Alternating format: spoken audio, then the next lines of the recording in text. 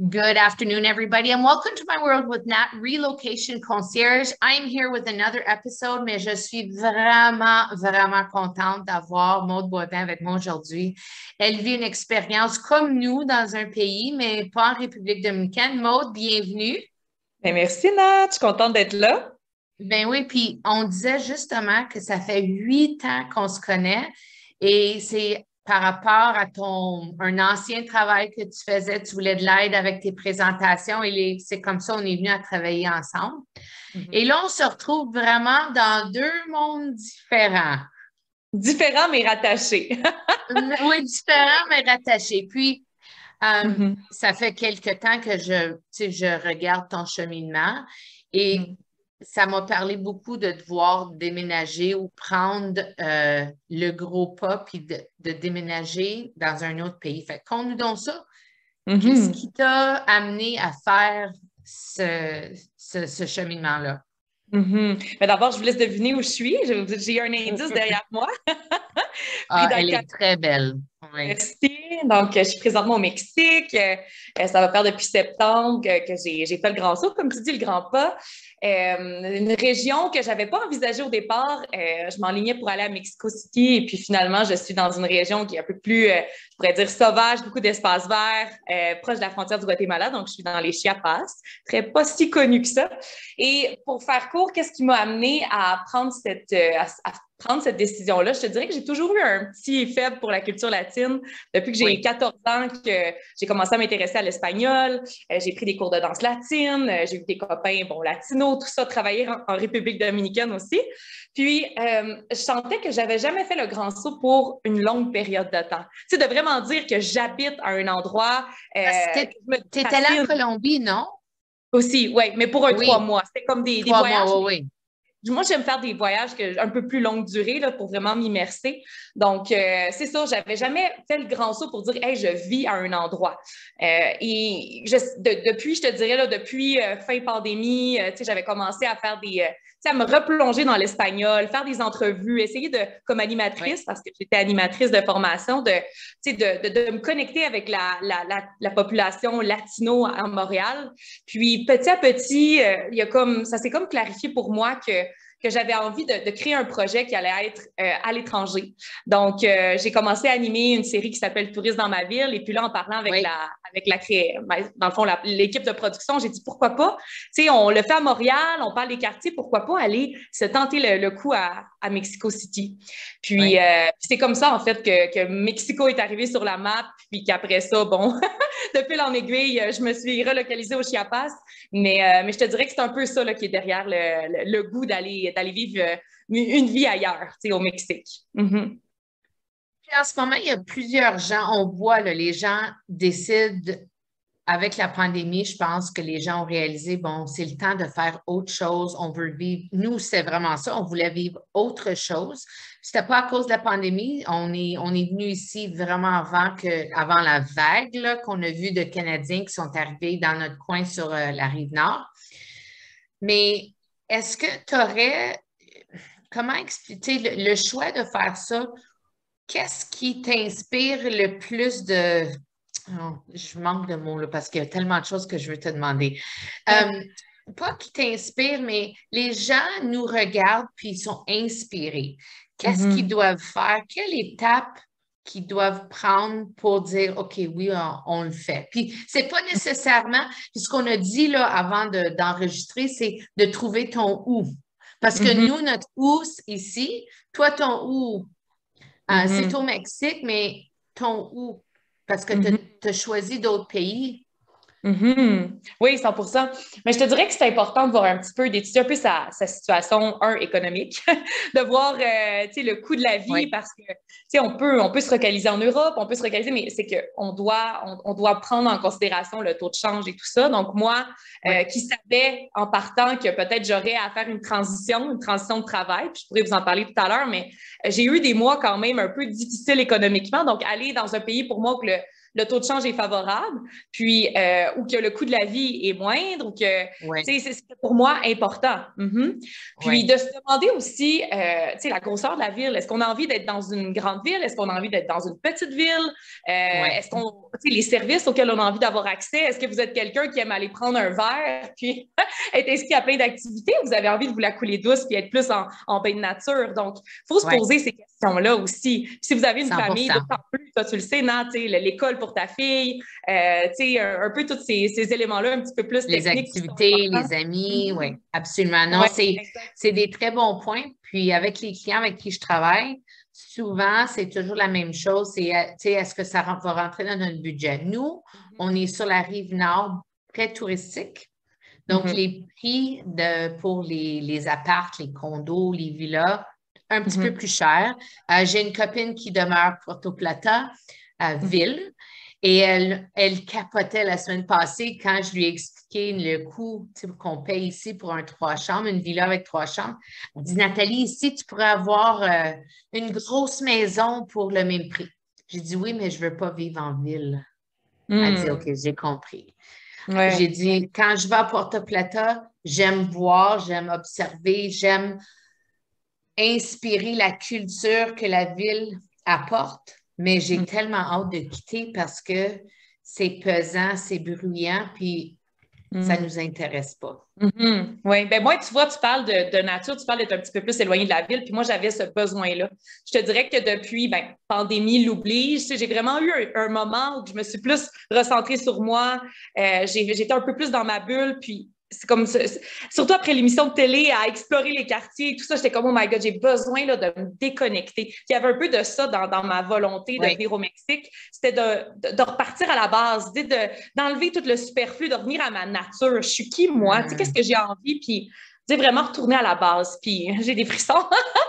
mais c'est ça. Puis, écoute, j'ai autour de moi, les Chiapas, c'est une des régions, en fait, peut-être que vous connaissez ou vous ne connaissez pas, mais c'est une région, je vous dirais, c'est sûr qu'elle est peut-être une des plus pauvres du Mexique, mais pas sans atout, pas sans point positif. C'est sûr que si vous êtes un digital nomade, l'Internet, des fois, laisse un petit peu à désirer, mais vous avez quand même capacité d'avoir 2 ou 3 réseaux, mais ce qui est vraiment de magnifique ici, c'est il y a beaucoup de culture maya. On côtoie les Autochtones, les Natives. Je trouve qu'il y a une belle relation entre les deux, les Mexicains et les Natives. Je trouve qu'il y a toute cette abondance de nature, des canyons. Donc, bref, je trouve que pour moi, c'était des points qui étaient importants d'aller en nature puis d'aller dans un endroit qui est un petit peu plus sauvage, un petit peu moins... oui, c'est ça. Ah oui, je comprends. Je dirais que nous, on est situé un peu... On est éloigné de la ville, de la plus grosse ville là, proche de nous. Donc, c'est très tranquille où on est, mais si on a besoin d'aller trouver du bruit, on peut en trouver sans problème. Et nous, quand on a décidé de venir, on savait qu'on prenait notre vie au Québec. Puis on venait plonger ici avec la même vie. La seule différence, c'est qu'on ne vit pas avec le moins 30 en ce moment et la neige. Oui, ben ça, c'est un choix conscient. Oui, et c'est pas toujours, je pense que j'en parle de plus en plus, la réalité de relocaliser. Il y en a qui pensent que oui, c'est le paradis, c'est super beau, il fait chaud, petit verre après le travail. Mais la réalité, c'est qu'on travaille pareil. On vit comme on vivait, ben là, pour nous, au Québec, mais juste ailleurs.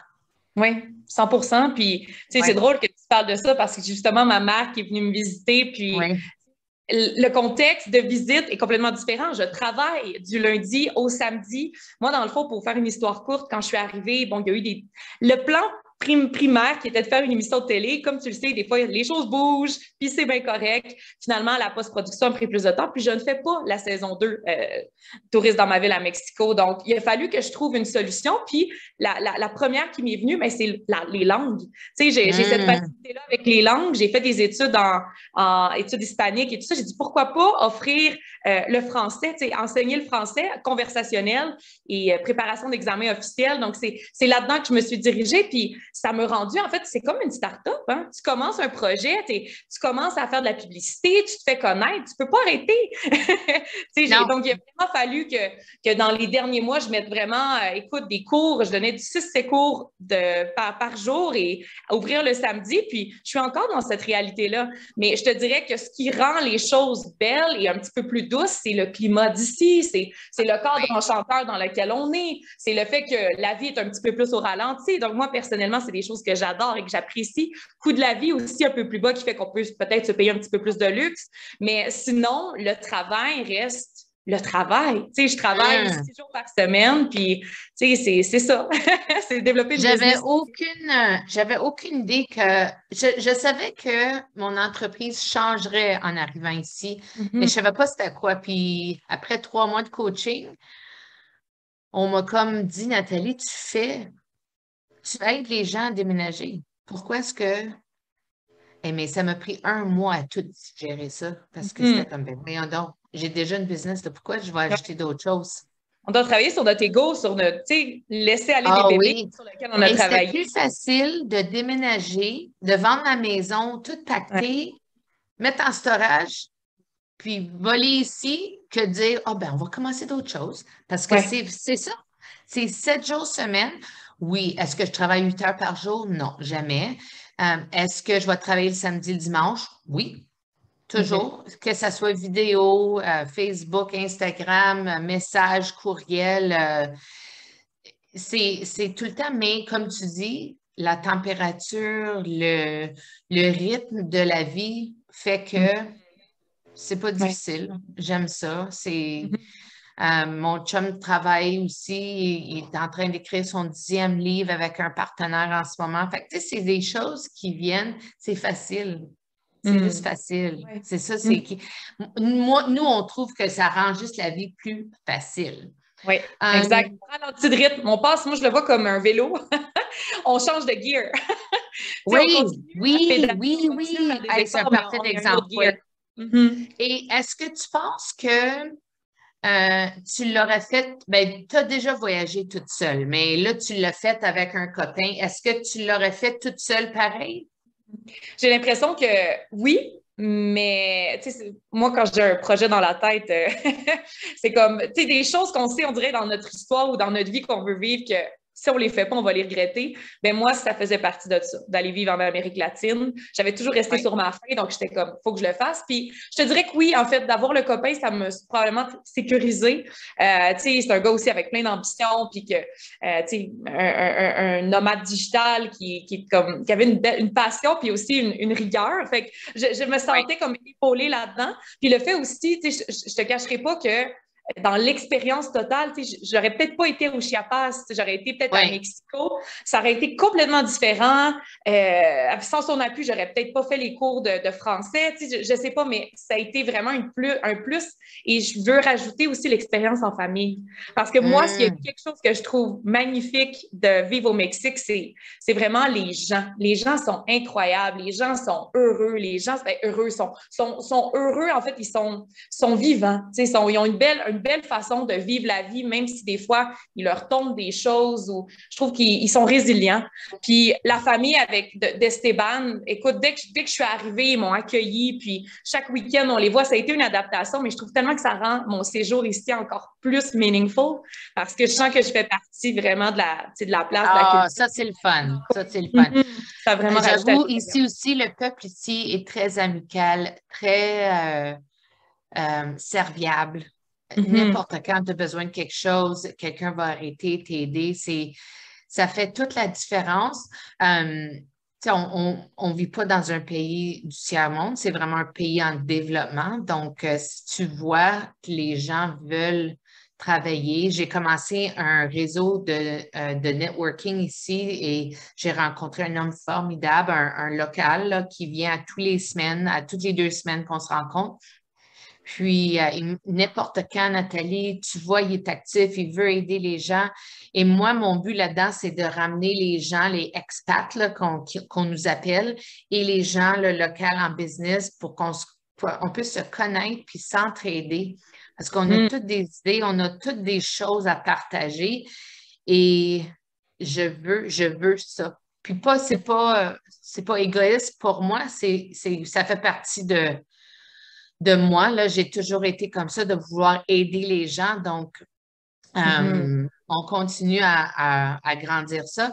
Mais avant de se quitter, j'aimerais savoir, là, fait que tantôt, tu as parlé un peu de budget, de ce qui est important. Quelqu'un, là, nous regarde, nous écoute, puis dit, ah, j'aimerais donc ça faire ça. Ouais. Quelle peut-être consigne tu pourrais leur donner? Peut-être deux, trois petites choses à Mhm. considérer. Oui, ben, je dirais Pour ton peut-être où, hein? Pour oui. ton où, parce qu'il faut que tu choisisses ton où. Oui, OK. Ben, le premier, justement, j'ai appris de mes erreurs. Puis, comme je disais, moi, j'étais en gros tournage tout l'été. Fait que j'ai vraiment commencé à réaliser que je m'en allais au Mexique comme vraiment sur le tard. Donc, de quand même le planifier. Je pense que quand vous décidez d'aller vivre à l'étranger, je pense que c'est important d'essayer de trouver des façons de gagner de l'argent en ligne. OK? Oui, Honnêtement, je pense que c'est oui, vraiment la façon qui va vous donner la flexibilité, qui va vous donner, c'est ça, la flexibilité, mais aussi la paix d'esprit parce qu'on ne dépend pas de personne. Fait qu'essayez de penser à des façons, si c'est pas d'enseigner une langue, si c'est pas de, je sais pas, il y a tellement de façons de gérer des réseaux sociaux, c'est sûr que parce peut-être que là, que, je Mhm. parce que ici, si tu n'as pas une carte de résident, si tu n'es pas résident ou tu n'as pas Mhm. ton cédulaire qui appelle ta carte d'identité, tu ne peux pas travailler en République. Même Je veux chose dire, ici. Au Même Mexique chose aussi. ici. Puis Fait c'est que c'est ça. compliqué. C'est compliqué au Oui, Mexique d'avoir un visa de travail ou, tu sais, il faut vraiment prouver que tu as les fonds et tout ça. Donc, le plus facile pour moi, ça a été d'avoir le visa touristique qui est de 6 mois, qui est renouvelable. Donc, c'est pour ça que je m'enligne pour rester 1 an ici, mais comme visa touristique, tu ne peux pas travailler. Tu sais, tu dois oui, vraiment gagner des revenus à partir du Canada. oui, Donc, oui, voilà. Donc, moi, ça serait ça, d'essayer de trouver des façons pour vous de gagner de l'argent en ligne. Il y a plein de façons, aller sur des blogs, demander à des gens qui l'ont fait. Il y a vraiment, on a tous quelque chose à partager en ligne, donc de voir ça, oui, puis d'essayer de le commencer avant de partir. C'est d'essayer oui. d'avoir ça un peu fonctionnel, puis que vous gagnez des revenus là, avant de partir. Moi, ça a été un peu ma béquille là, de commencer Oui. tout ça ici. Mm-hmm. Parfait. Et un dernier conseil? Mm. De peut-être commencer à apprendre la langue un petit peu avant d'y aller. Oui, Parce oui, que, oui, oui, oui, oui, hein, oui. parce que moi, j'avais de la chance de parler espagnol, donc c'est fou comment ça facilite la vie de tous les jours, ça vous permet de socialiser davantage, mais comme déjà commencer à prendre des cours de langue, puis à avoir une base quand vous arrivez, comme ça, vous allez sentir beaucoup plus sûr de vous, moins, un Au peu, moins la moins base. intimidé. Ah, ah, Au exactement. moins la base tu sais, de gracias, de nada, Ouais, hola. Tu sais, ouais. c'est la moindre des choses. Pour moi, ce qui est important, puis on en parle beaucoup ici, c'est euh, vous êtes on est des invités dans un autre pays. Hmm. Donc, de pas toujours, euh, oui, on peut amener le Canada avec nous, mais si tu es Mhm. dans un autre pays, tu ne peux pas être au Canada aussi. Donc, Mhm. Non. de s'immerser dans le pays où tu es, ton où, Mhm. et dire, OK, comment est-ce que je vais faire? J'ai choisi d'être ici, comment je vais m'adapter? Mhm. On peut amener le Canada avec nous, mais on ne peut pas s'attendre que le Canada soit dans ce pays-là. Ça, ça a 100%. été, Mhm. ça, a été, pour moi, mais pour des clients, des gens avec qui je travaille, c'est quelque chose que j'essaie d'apprivoiser dès le début pour qu'ils comprennent. Là, vous décidez de venir ailleurs. Mhm. Immersez-vous, regardez, écoutez. euh, et ça ne peut pas être comme au Canada parce qu'on n'est pas au Canada. Non, vous Ça, allez c'est vivre mon des plus gros vous conseil. allez, vous allez vivre des frustrations. C'est déjà juste dû au changement de système. Je pense au Mexique, tout est plus lent. Des fois, tu n'as pas de suite. Il n'y a personne qui te doit rien. Il n'y a personne qui te Non, doit rien. S'ils ne te répondent pas non. au téléphone, it's your problem. Donc, tu sais, il y a tout ça qu'il faut que tu t'adaptes. Et en plus, des fois, quand tu n'as pas la langue, c'est comme encore plus frustrant. Donc, ça va Oui, rendre tout ça tellement plus fluide. Donc, je pense que, 100 ouais, ça serait mon conseil. Mhm. Ah, je te remercie beaucoup hein, d'avoir consacré du temps avec moi ce matin parce que je suis ton histoire, puis je trouve ça tellement merveilleux qu'est-ce que vous faites. Et si vous regardez et vous aimez la vidéo, je vous demande de cliquer sur like, inscrivez-vous au post, s'il te plaît. Et si vous êtes en mode de relocalisation, vous avez décidé là, que vous voulez faire ça, mais de faire ça toute seule, Ça peut être gros. Hein? Si tu n'avais pas été appuyé par ton chum, moi, j'ai mon mari, mais j'aurais aimé ça avoir quelqu'un quand on est Mhm. arrivé là 1 an. Ça va faire déjà 1 an qu'on est ici. J'aurais aimé ça avoir quelqu'un qui aurait pu m'épauler dans les démarches du début à la fin. Je vais mettre mon lien de calendrier, fait que booker un appel sans frais et une petite conversation, voir comment on peut travailler ensemble pour rendre votre désir de déménager une réalité. Donc, Mhm. encore une fois, mon Boivin qui fait le Mhm. parcours au Mexique en ce moment. Je te remercie beaucoup encore une fois. Passez une excellente journée à tout le monde et à la prochaine épisode. Bye, Maud.